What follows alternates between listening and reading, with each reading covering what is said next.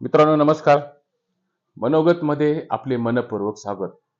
मित्रांनो, खरं तर राजकारण आणि सत्तेचं राजकारण हा बुद्धिबळाच्या पटावरचा खेळ म्हणून ओळखला जातो. देवेंद्र फडणवीस सरकारची वर्षपूर्ती नुकतीच झाली असताना महायुतीचं ट्रिपल इंजिन सरकार नेहमी चर्चेच्या व वादाच्या केंद्रस्थानी कुठल्या ना कुठल्या तरी कारणाने राहिलं आहे. अगदी सुरुवातीला धनंजय मुंडेंचा राजीनामा हा महायुतीच्या सरकारने घेतला. त्यानंतर संजय गायकवाड, संजय शिरसाट, निलेश राणे यांच्या उपद्व्यापामुळे महायुती सरकार सतत वादग्रस्त भोवऱ्यामध्ये राहिले. आता पुन्हा एकदा महायुती सरकारमधील मंत्री असलेल्या श्री माणिकराव कोकाटे यांच्या प्रकरणाने उचल खाली. एव्हाना माणिकराव कोकाटे यांचं सदनिकाचं प्रकरण हे रसिक प्रेक्षकांना माहीत असेलच. कोकाटे यांच्या मागच्या प्रकरणाची पुन्हा बाराखडी वाचण्याच्या फंदात मी या ठिकाणी अजिबात पडणार नाही. त्यांच्या नाशिकमधील कथित सदनिका घोटाळ्याच्या प्रकरणात श्री कोकाटे यांच्या मंत्रिपदावर व आमदार पदावर टांगती तलवार ही या ठिकाणी अजूनही कायम आहेत. मी हा एपिसोड बनवत असताना श्री माणिकराव कोकाटे हे लीलावती हॉस्पिटलमध्ये उपचार घेत असल्याची माहिती या ठिकाणी प्राप्त झालेली आहे. श्री कोकाटे यांना अटक करण्यासाठी नाशिकमधील सरकारवाडा पोलीस स्टेशनचं पथक हे मुंबईच्या दिशेने प्रयाण करणार असल्याची बातमी देखील या ठिकाणी आलेली आहे. उद्या शुक्रवार दिनांक 19 डिसेंबरला याबाबत मुंबई हायकोर्टात कोकाटे यांच्या अटकपूर्व जामीन व स्थगितीवर सुनावणी होणार असल्याने आज तरी कोकाटे हे संकटाच्या घेऱ्यामध्ये पूर्णपणे सापडलेले दिसत आहेत. माजी मंत्री स्वर्गीय तुकारामजी दिघोळे साहेब यांनी 1995 मध्ये श्री कोकाटे यांनी शासनाची फसवणूक करून सदनिका लाटल्याची तक्रार ही कोकाटेच्या यांच्या विरोधात केलेली होती. त्याच्या लांबलचक तपशिलामध्ये मी या ठिकाणी जाणार नाहीत. श्री माणिकराव कोकाटे हे गेल्या 21 वर्षांपासून नाशिक जिल्ह्यातील सिन्नर विधानसभा क्षेत्राचे आमदार राहिलेले आहेत. बेधडक बोलणे हा त्यांचा स्वभाव राहिला असल्याने वादाची पार्श्वभूमी बरोबरच अनेकांना श्री कोकाटे यांनी त्यांच्या वादग्रस्त शैलीने वादग्रस्त वर्तणुकीने हे सातत्याने अंगावर घेतलं. अशाच बेधडक व मोकळं ढाकळं बोलण्याने श्री कोकाटे यांच्या वागण्याने आणि बोलण्याने पक्ष नेतृत्वाला आणि पक्षाला त्यांनी सातत्याने गेल्या वर्षभरामध्ये अडचणीत आणल्याचं हे आपल्या लक्षात आलेलं असेल. त्यांच्या म्हणण्यानुसार किंवा त्यांच्या कार्यकर्त्यांच्या म्हणण्यानुसार श्री कोकाटे हे खरं बोलत असले तरी मंत्री असल्याने जाहीरपणाने बोलणं हे योग्य नव्हतं. याचं भान मात्र कोकाटे यांनी पाळलं नसल्याने ते सतत वादाच्या केंद्रस्थानी राहिले. शेवटी आपण मंत्री आहोत, त्यातही कॅबिनेट मंत्री आहोत, याचं भान हे कोकाटे यांना राहिलं नसल्यामुळे गेल्या वर्षभरामध्ये सतत केलेल्या वादग्रस्त वक्तव्यामुळे विधानामुळे ते राज्यभरामध्ये केंद्रस्थानी राहिले. त्यांच्याबद्दल महाराष्ट्र राज्यात शेतकऱ्यांबद्दल प्रचंड राग आणि तिरस्कार हा स्वाभाविकपणे संतापाच्या रूपात प्रकट झाला. मुख्यमंत्र्यांच्या 10% सदनिका प्रकरणातील 30 वर्षापूर्वीचं प्रकरण हे सावलीप्रमाणे श्री कोकाटे यांच्या सोबत होतं.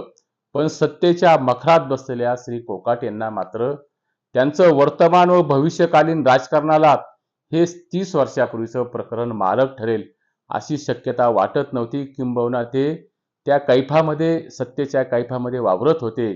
मी हा एपिसोड बनवत असताना भारतीय जनता पक्षाचे आमदार असलेले राम कदम आणि कोणीतरी सूरज चव्हाण नावाच्या राष्ट्रवादी काँग्रेस पक्षाचा प्रवक्त्याचं विधान हे कोकाटेंच्या बाबतीत मी ऐकलं. कोकाटे सलग 5 वेळेस निवडून आले असल्याने त्यांची राजकारणामध्ये फार मोठी तपश्चर्या आहे. त्यामुळे त्यांच्यावर उद्या मेहरबान कोर्ट हे अन्याय करणार नाहीत अशी निरर्थक व तर्कहीन सबब सांगण्याचा प्रयत्न हा श्री चव्हाण आणि श्री राम कदम यांनी केला. श्री कोकाटे यांच्या कामाबद्दल व लोकप्रियतेबद्दल शंका असण्याचं कुठलं कारण नाही. पण कुठल्याही प्रतिष्ठेच्या पदावर असलं तरी कायदा मात्र बेकायदेशीर कृत्यांना मुभा देत नाहीत, किंबहुना कायदा मात्र बेकायदेशीर कृत्यांना माफ करत नाहीत. हे देखील या ठिकाणी लक्षात घ्या. ही आपल्या संविधानाची व न्यायव्यवस्थेची परंपरा असल्याने उद्याच्या अटकपूर्व जामीन किंवा स्थगितीच्या निर्णयावरच कोकाटेंचं राजकीय भवितव्य अवलंबून असणार आहेत. अजितदादा पवार यांनी उद्याच्या हायकोर्टाच्या सुनावणीवर कोकाटेंचं भवितव्य ठरणार असल्याचं सुतोवाच या ठिकाणी केलेलं आहे. असं असलं तरी यापूर्वीच कनिष्ठ न्यायालयाने गुन्हा सिद्ध असल्याचा निकाल देऊन श्री कोकाटे यांना शिक्षा सुनावली होती.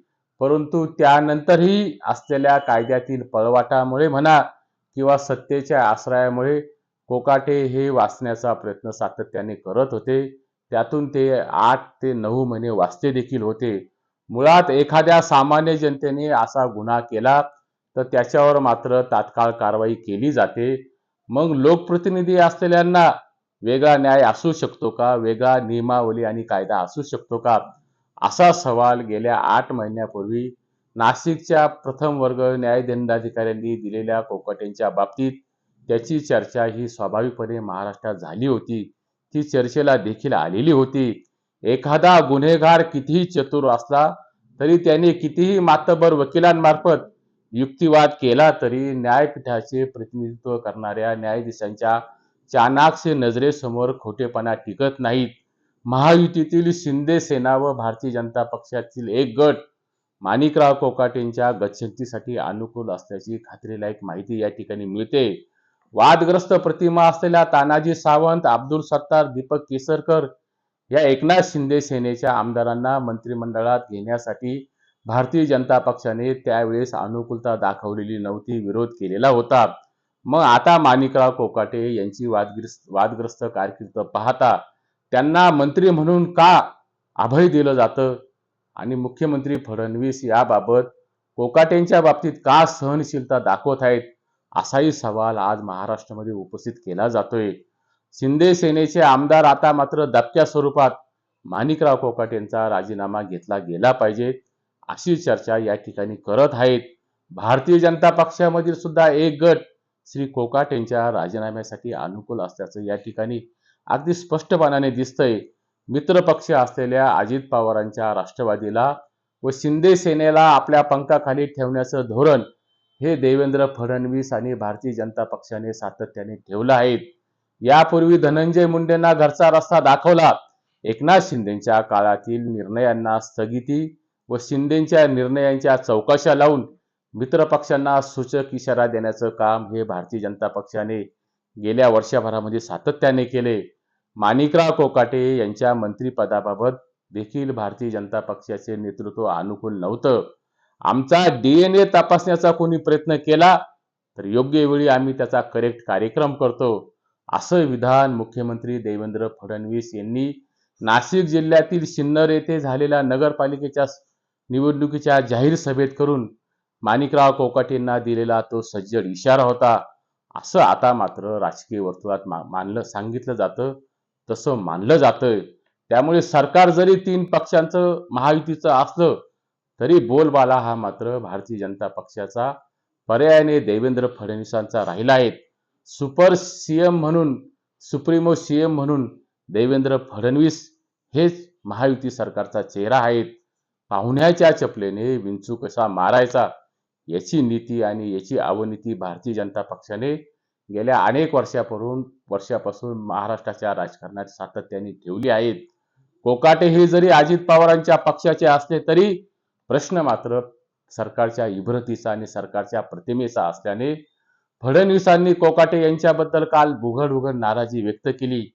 फडणवीसांनी उघड जी नाराजी व्यक्त केली, ही नाराजी मात्र न्यायालयापेक्षा ही वरचढ असल्याचं या ठिकाणी दिसून येतं. त्यामुळे माणिकराव कोकाटे हे कितीही कर्तृत्वान असू द्या आणि कामाच्या जोरावर 5 वेळेस निवडून आले असले तरी कायद्याची पदवी घेतलेल्या कोकाटेंनी त्यांना सदनिका प्रकरणातील संभाव्य परिणामांचा विचार हा त्यांनी केलेला दिसत नाहीत. आणि कोकाटेंना या प्रकरणातून जर अभय मिळालं तर ते मात्र सरकारच्या दृष्टीने ते पुढच्या काळासाठी धोकादायक ठरू शकतं.